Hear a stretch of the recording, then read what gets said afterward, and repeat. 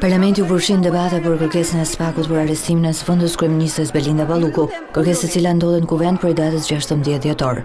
Kryetari i Partisë Demokratike Sali Berisha akuzoi majorancën se po kryen grush shteti, duke bllokuar kërkesën e prokurorisë posaçme.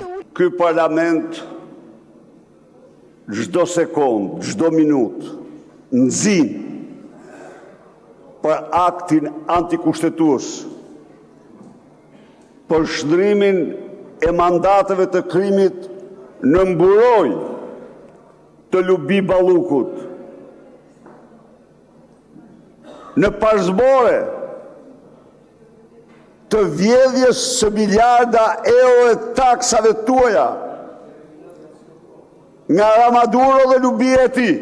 Por socialistët ju kundërpërgjigjen, duke vënë në dukje se lideri i opozitës nuk mund të bëjë moral pasi vetë po gjykohet për korrupsion.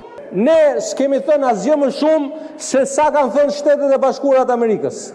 Shtetet e Bashkuara të Amerikës të kanë shpallur 9 grada për korrupsion, thuaj po apo jo? Berisha akuzoi kryeministrin Edi Rama se po u bën presion gjyqtarëve dhe prokurorëve. Shqiptarët kërkojnë të zhbllokohet sistemi i drejtësisë. Tani keni filluar të çoni mesazhe ju.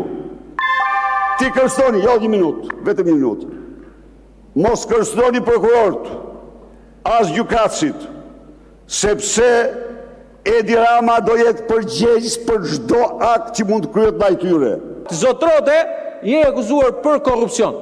Dhe tani të vish këtu dhe të bësh të ndershmin, të flasish në emër të drejtësisë dhe madje të bëhesh ti emisari për të sjellë haberet e drejtësisë, ti që 1-2 herë në muaj shkon para drejtësisë dhe i merr me libër shtëpie të gjithë ata që të kanë ngritur ty akuzën. Në 16 dhjetor, SPAK-u kërkoi nga parlamenti autorizim për të arrestuar zëvendës kryeministren Belinda Balluku, si masë e dytë sigurie pas masës së parë për pezullim nga detyra.